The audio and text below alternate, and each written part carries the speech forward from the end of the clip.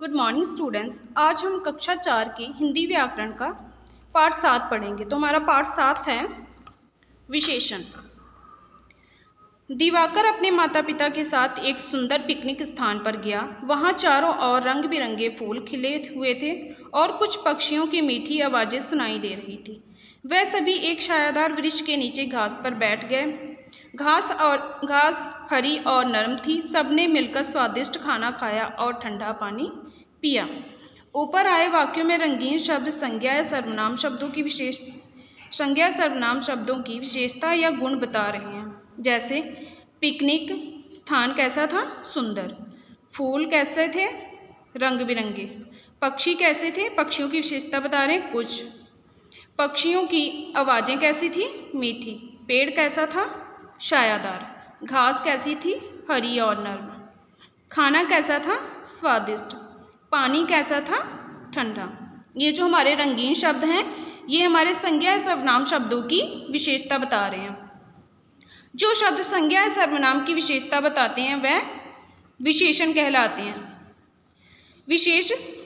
विशेषण जिनकी विशेषता बताते हैं उन्हें विशेष कहते हैं। जैसे मीठा आम। जो मीठा है वो विशेषण हो गया हमारा।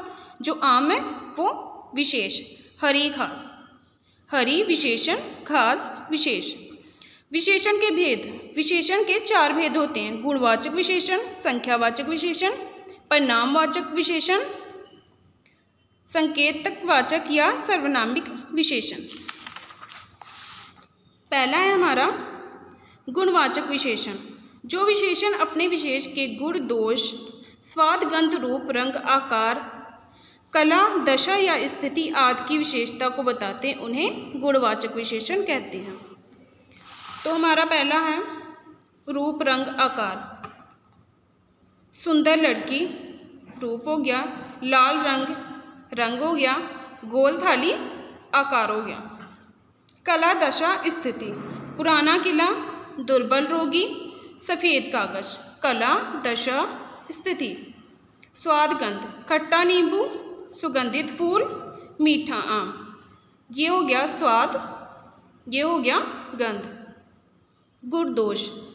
ईमानदार व्यक्ति, आलसी आदमी, परिश्रमी विद्यार्थी। ये हमारी हो गए गुण, दोष। नेक्स्ट है संख्यावाचक विशेषण। जो विशेषण अपने विशेष की संख्या बताते हैं उन्हें संख्यावाचक विशेषण कहते हैं। संख्यावाचक विशेषण भी 2 प्रकार के होते हैं। पहला है निश्चित संख्यावाचक, अनिश्चित संख्यावाचक। जो हमारे निश्चित संख्यावाचक हैं उनको हम गिन सकते हैं।